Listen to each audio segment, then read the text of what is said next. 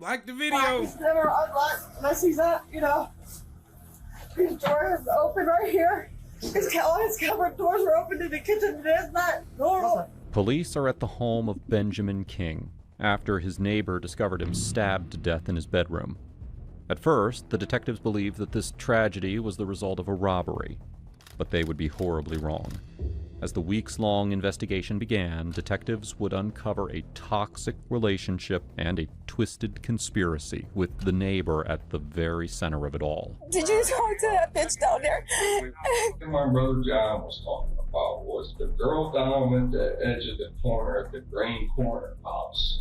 She knew she took grain card to the bank, food stamps. That's what my brother was telling me. But just as the investigators began delving into the case, only weeks later, another man is discovered stabbed inside his home under eerily similar circumstances.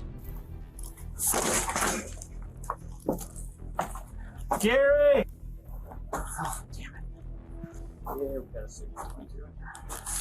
Throughout the investigation, detectives chase a long list of suspects, but from the very beginning, the truth had been hiding in plain sight by someone nobody suspected.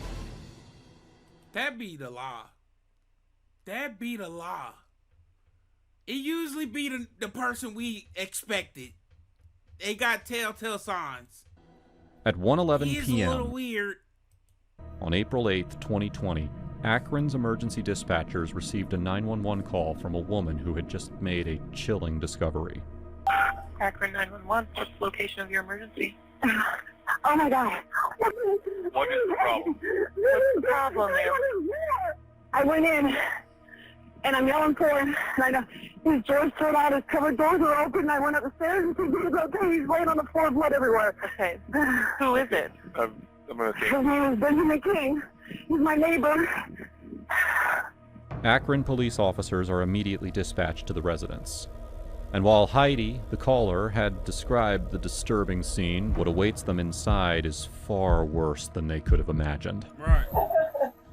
His back door's unlocked. He's never unlocked unless he's not, you know. His door is open right here. All his cupboard doors are open in the kitchen. That's not normal. You wanna go hang out over there for us so you can have room to work here? Anything weird about it? What, everywhere? Like murder? This is either suicide or murder. Okay.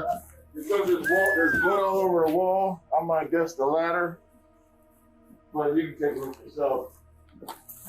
Where's the stove at? Who do those with? I can't even talk right now. We on YouTube. You can't say certain things. Oh. Where's his injuries at? I don't know. I have not touched him. All I did was touch him to see if he was stiff, but he's stiff and cold. So we're calling it obvious. Yeah, I'm not going to move him. We'll let the inmate. Okay. At first, there's uncertainty about what exactly happened to the victim. But the moment that officers step into the bedroom, that doubt disappears. Right. Blood covers the walls and is spread out across the floor. The bed is soaked with it, showing that the victim had been stabbed. His upper body and head are badly wounded, and his hands carry signs of a desperate struggle. For the officers, it becomes instantly clear that they are looking at a brutal homicide investigation. On the bed, what do you see in that? There's blood on the comforter, and then obviously here, and in the sink.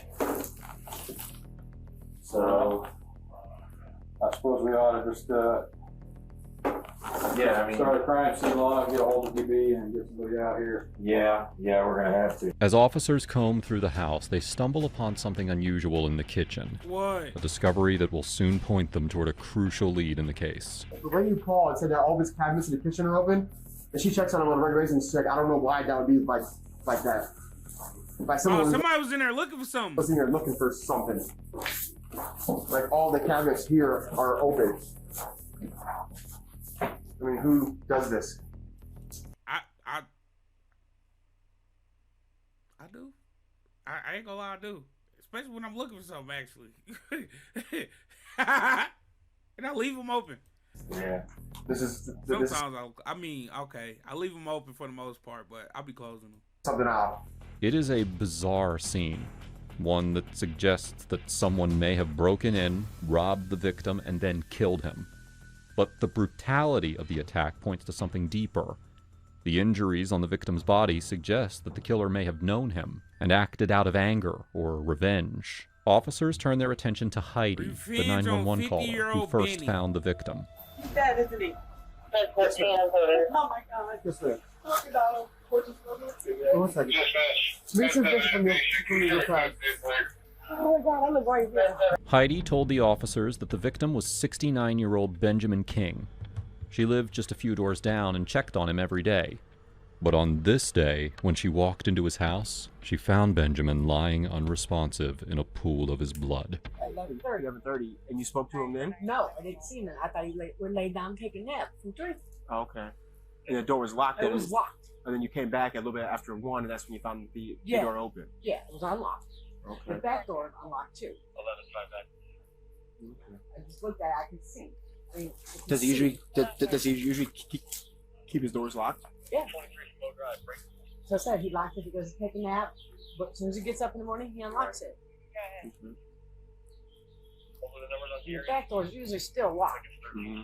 because usually, like if I come over something, the dog doesn't get out until later on. Yeah. It's hard for him to get out. Was the dog out when you got here? No, the dog was there. Okay. There when I come in the door. And that's why I knew when I seen the stand over the dog in the chair. Mm-hmm.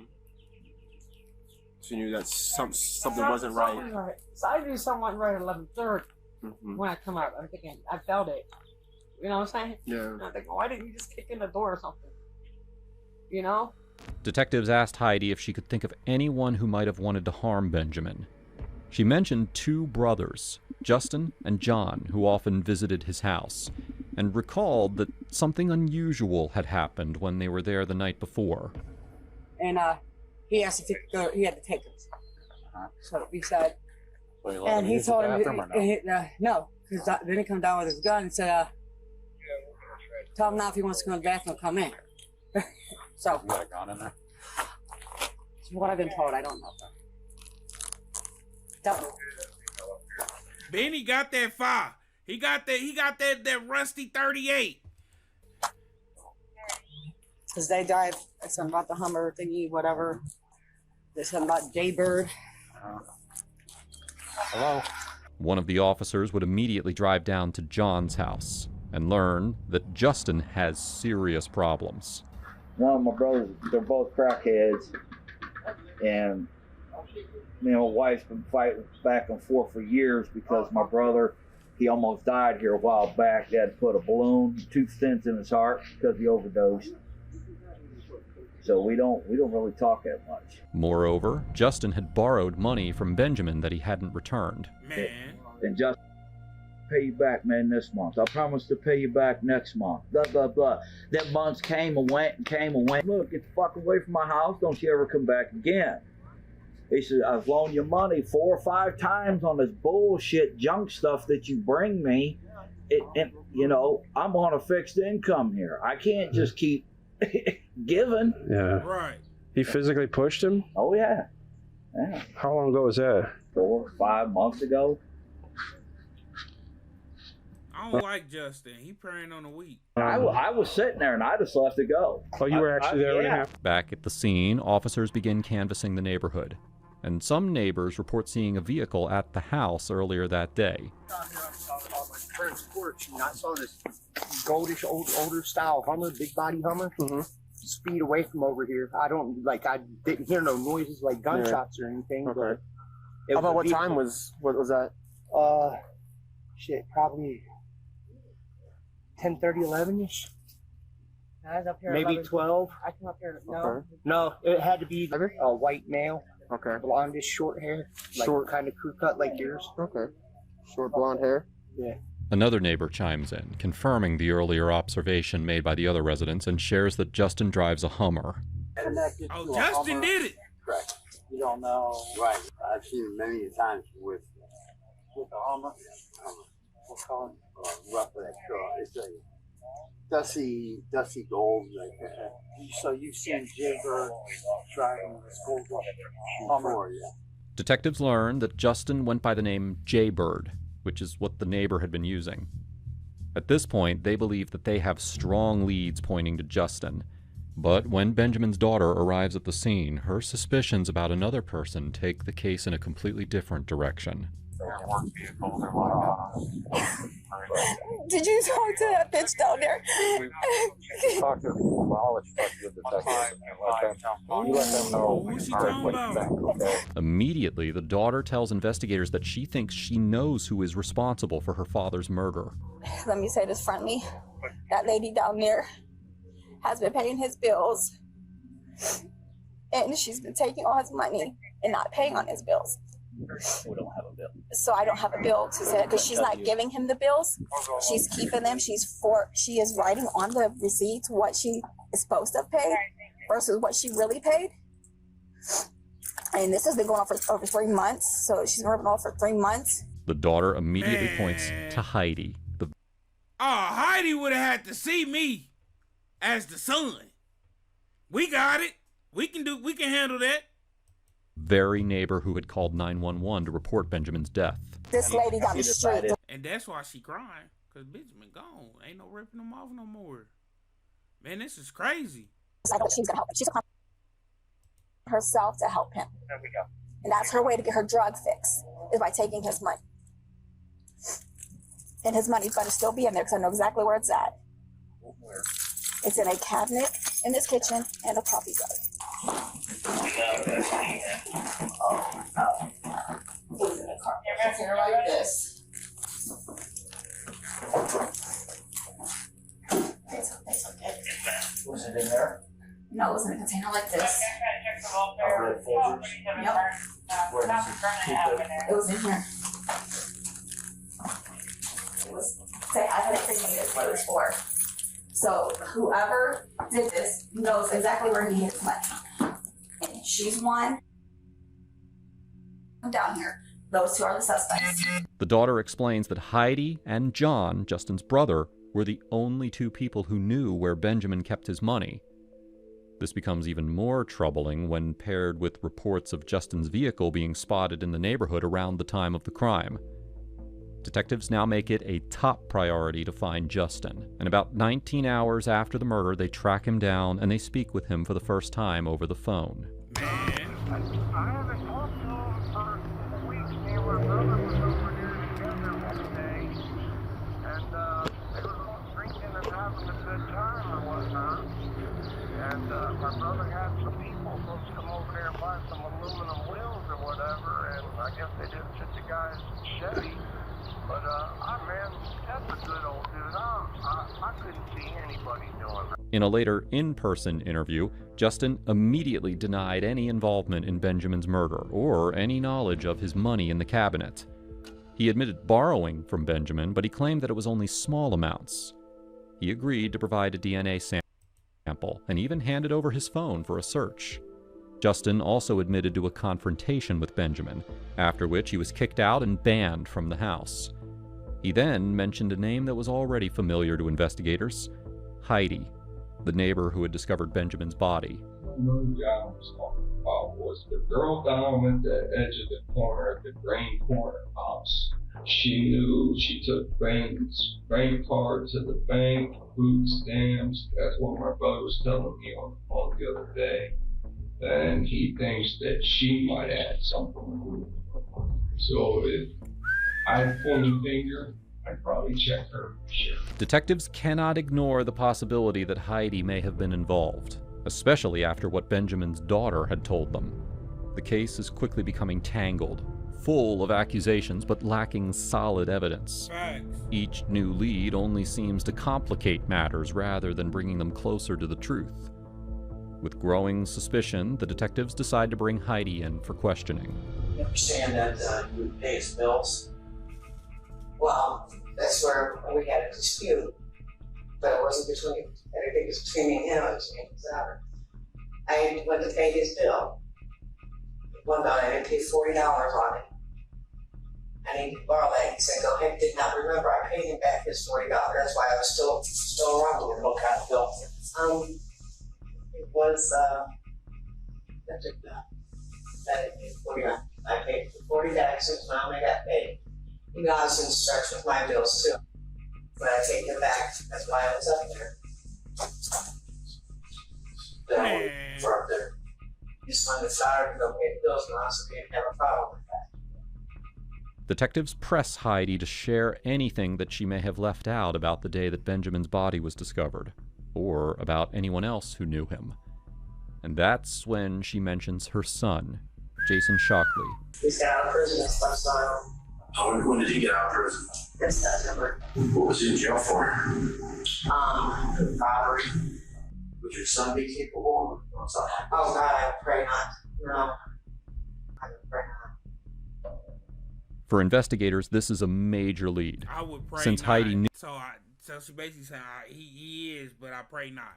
Knew about the cash hidden in the coffee can, it seemed likely that she had told her son, Jason, who may have decided to rob Benjamin and, in the process, murdered him.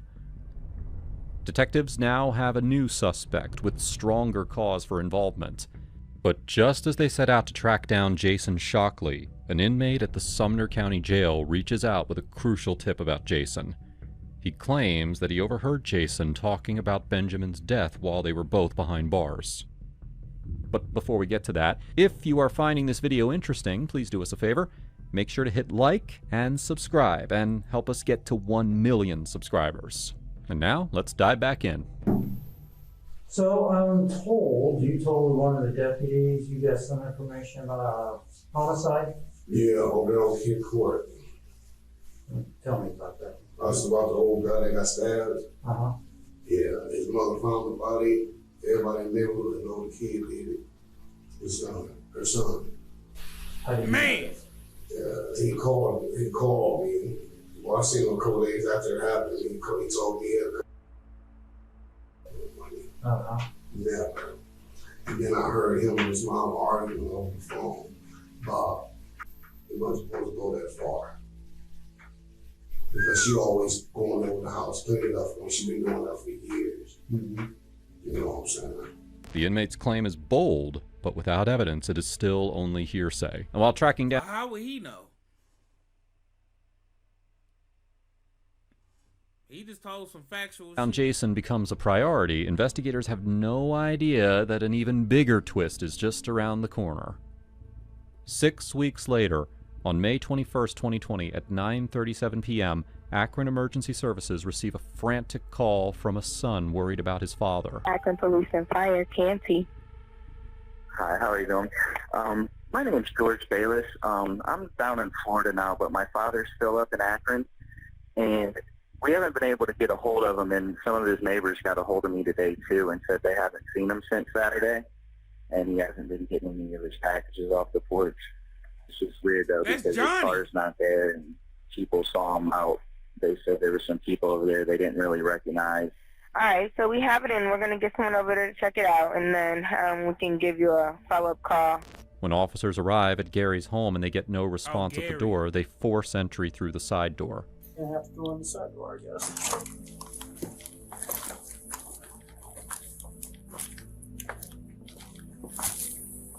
Oh no, he hasn't picked up his mail. I wonder if I can get.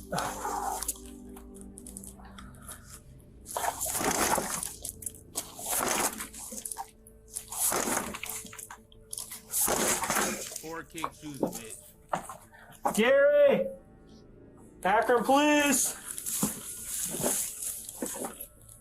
Gary, it's Akron Police!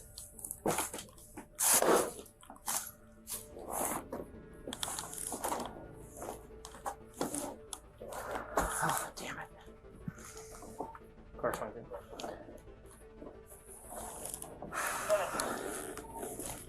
Yeah, we got a Signal 22 in here. Signal 22, dead body. County. Officers find Gary lying dead on the floor. When detectives arrive, they are faced with a grim mystery and no leads. Only the fact that Gary has multiple stab wounds to his chest and neck. The stench inside the house makes it clear that he has been dead for several days. Detectives immediately start searching the crime scene for clues. Soon after, the officers spread out and start speaking with the neighbors. Right. They soon learn that this is a close-knit community, familiar with Gary, and that several residents had seen him with a strange man over the past week. What was he doing Saturday? What was he doing? Yeah. When I saw him, he was cutting grass, and I was walking my grandson down, pushing him in his little bike or something. And Mr. Gary turned his lawnmower off, and he said, "Hey, Lanice, you guys are taking turns walking the grandson," because my husband walked me down and my daughter too. And that was the last time I actually. And that was Saturday. You were sure that was Saturday? Anthony keeps saying he said it was Saturday. Anthony said it was Saturday. All I know it was my daughter went to work and I had my grandson. He's had packages delivered all week, and we've been picking up his packages, waiting for. So that's what prompted the call yesterday. Yeah, that's we why have I called. packages in here for him, and they're all car parts. So we thought maybe his car broke down somewhere, you know. Okay.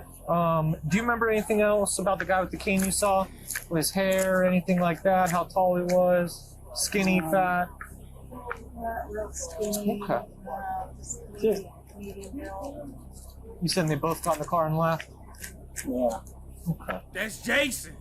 All right. You saw him cutting lilac bushes with another male? Yeah, and I don't know who that was. Can you describe him to me? That's very important. He was a younger guy, is all I know. White? Yeah. Jason. And I don't know, if he was staying. I know nothing about it other than. Do you know what his hair was like? And that's a lot of questions. I couldn't tell you. You just knew it was a white younger male? Seems like he was short, but I don't know. Shorter than Gary? No, I mean his hair was short. Oh, okay. Detectives soon learn that Gary's car has been spotted at several locations over the past week. It appears at multiple gas stations, and investigators obtain the surveillance footage. Unfortunately, the video does not reveal the identity of the driver. But the bolo works in their favor, and soon a witness contacts authorities, reporting that they saw the car and they know the driver. The name sends a jolt through the investigators. Jason. It's Jason Shockley. Speaking with you. Okay. Jason came over Sunday morning. He was going to help me work on the house I'm working on. And so when he came over, and he sat on the step while I was getting ready, and then I came outside. When I came outside, the car was sitting on the end of the driveway. Anyway, he came over so we could go work on the house. This was Sunday morning? This Sunday morning. And, but I had to go to Harbor Freight because I needed a grinder. And so I told him, I said, I got to go to Harbor Freight. He said, oh, I'll take you. And I said, wait a minute, Jason. I said, I'm not getting in no hot car. I said, is that car hot? He said, no, the car's not hot. Uncle Willie, no, I wouldn't do you like that. The car's not hot. He said, my friend let me use it. He went to Florida. He gave me a credit card, told me to keep gas in it, and I can buy cigarettes and buy me something to eat if I need it. I said, Jason, that don't sound, too, When it's too good to be true, it ain't true. Right. I was kind of like not believing him, but he said, no, Willie, I swear. He said he let me use the car. I said, okay. What kind of car was it? You said it was a bluish car? It's a bluish color. I don't even know what that is. I don't even know what kind of car it is, but I know what I saw. And when I read that description of the car, I put to you ever since Sunday morning. Well, he had it all Saturday night because he did tell me, he said that he had went to Ravenna or somewhere. Oh, yeah. Something like that. Mm-hmm. Somewhere up in there. But he said he had went, and he said he had been up all night, and said he had been riding all night, and he said he hadn't even burned out a half a tank of gas. Jason, you've been riding around getting hot all night, yup. To be completely certain, detectives asked the witness to identify him from a lineup of images featuring 5 other suspects. That's it? Yes, right here. Okay. Go ahead and take a picture out the top. And on the back, have you sign it, and then put down the percentage. Sign it here. You can go ahead and date it again. Okay. With confirmation from the witness, detectives zero in on Jason as their primary suspect. They know that he is dangerous, he could strike again, and he must be taken off the streets immediately. On May 22nd, just one day after Gary's body is found, Jason's mother, Heidi, makes a call to investigators, revealing the location of her son, providing a critical breakthrough in the case.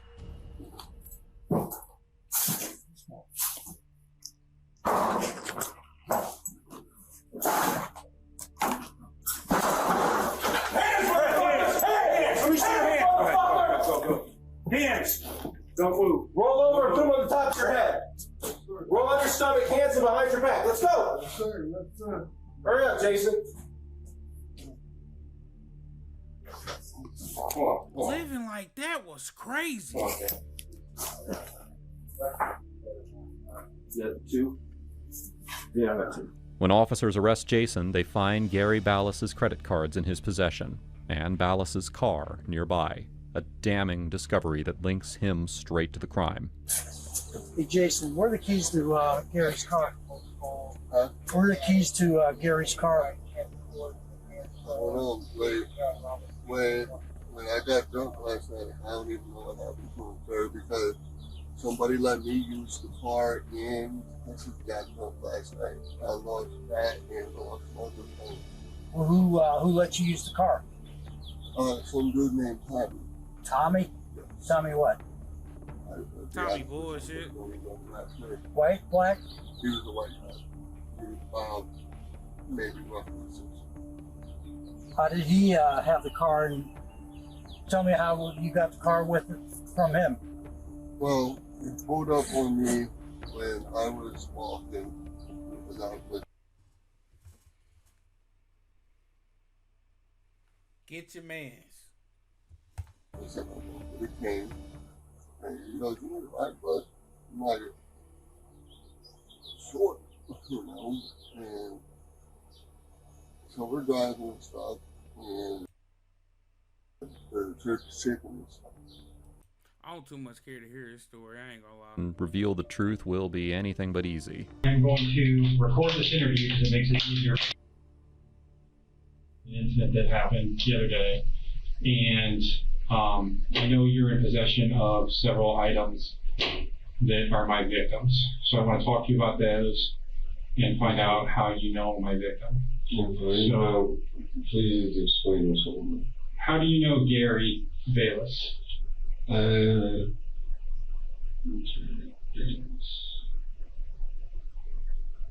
here's I'm not familiar with the last name. I know a couple Garys. Okay. And here's the thing too. Older Gary? I know a couple older Garys. One is my mom's landlord, and one lived up by my cousin Nikki next door. Where's that? On Wilmot. Okay, that's the one we're talking about. So your cousin Nikki lives up there? Yes, my cousin Nikki. She lives next door. My uncle Donnie lives a couple houses down. Okay, so how do you know that Gary? I knew that Gary, like I said, my cousin lived next door, but my mom used to go over and help him out a lot. Used to sit there, we used to sit there and talk. I mean, he was queer and stuff. Just a few days ago, me and him was clipping flowers off of my cousin's bushes, and he was taking them around to the neighbors. Like, how long ago was that? Today's Friday. Around Monday or something like that. Like around Monday? Okay. I think it's probably about around Monday or Tuesday something. Tell me about that. Well, I was walking down the street and he had a couple flowers in his hand. I was like, hey Gary, what are you doing? You know, we stopped, you know, I walk with a cane and stuff. We stopped. You walk with a cane? Yes. Okay. Yes. We stopped. I went back. We sat there, you know, So, if you supposedly work, why are you going out and taking money off old guys' credit cards? Because at the moment I needed cigarettes and stuff like that. I kept gas in the car and everything. The detectives know that Jason is lying, and a mild confrontation will not break him, so they allow him to keep talking, letting the act play out a little longer before pressing him again. But at the same time, I'm not no fucking murderer, dude. That's not shit that I fucking do, man. Well, sometimes people don't plan it. Sometimes people get in arguments. No, not at all. That's not what I do. Period. Cap! Anybody You ain't even gotta lie no more, Jason. that knows me will tell you that's not what I do. So what? I smoke some fucking crack. So what? I smoke weed. So what? I drink every once in a while. Okay? But hell fucking know what I do some stupid shit like that. Okay. At all. Like, Wait, you smoke crack? I thought it was meth.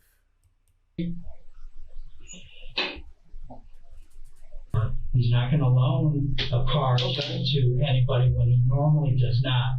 okay. You guys believe what you want. Y'all didn't know Gary. Period. We didn't know Gary, but we know the facts. Okay, We know- you think you know the facts. So then what are we missing here? I don't know. I have no idea what y'all missing. But y'all don't wanna listen to something that somebody tells you. No, we're listening. Okay? I have sat here and told you everything. I could have sat here and been like, I don't know what the fuck you guys were talking about, or I could have requested a lawyer. Okay, Jason, listen to me. I could have just told you guys that this was over with. I want a lawyer. Jason, listen. No, Jason. I'm actually sitting here Hey. willing to talk to you Jason, guys. focus. Come Listen on, to me for a man. second. Listen to me for a second, okay? Ask for your lawyer again. I come in here and I started to ask you what's going on, that we know you have some Gary's property. I already knew you had his car. I already knew you had his credit cards. I already knew you've been to his house. Mm-hmm. So you're talking about us not listening to you. Those didn't come out of my mouth. Right. You sat there and explained everything that I already knew. Exactly. So don't you think it's odd that we're looking into a guy that was killed? You're the last one that anybody's seen with him. You have possession of his car. You have possession of his credit cards. And the dude's dead. I mean, don't you think it's odd? And you're saying that you were there when he wound up dead. I know it's odd. It doesn't look good for you. I know.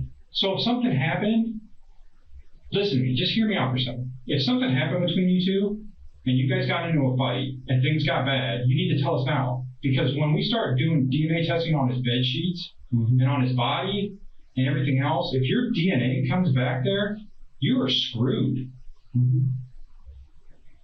So you need to be honest with us. Sometimes people get in arguments and fight, and things get out of control. Sometimes people die, and sometimes people... I mean, do we gotta end this right here? I mean, I could have just sat here and just been like, you know what? I'm a lawyer. Am I right or wrong?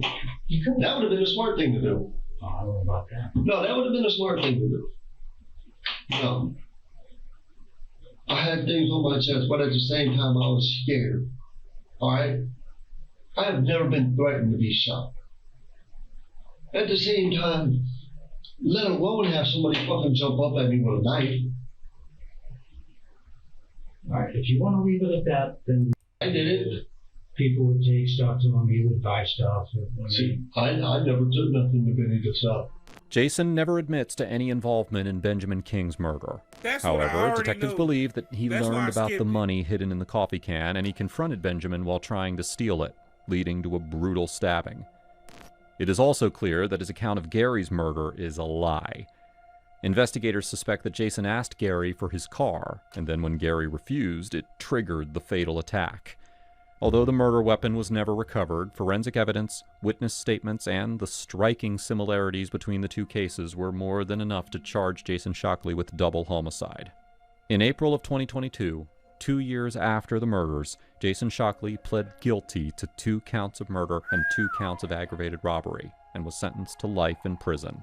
He will be eligible for parole after serving a minimum of 25 years. Now, if you think this case was horrific, you need to check out my video on the horrific death note that was found by the police. Buddy, he took accountability for them 2 murders, man. Spend your time, spend your life in jail. We will not miss you. It's your boy Shanor, I'm gone.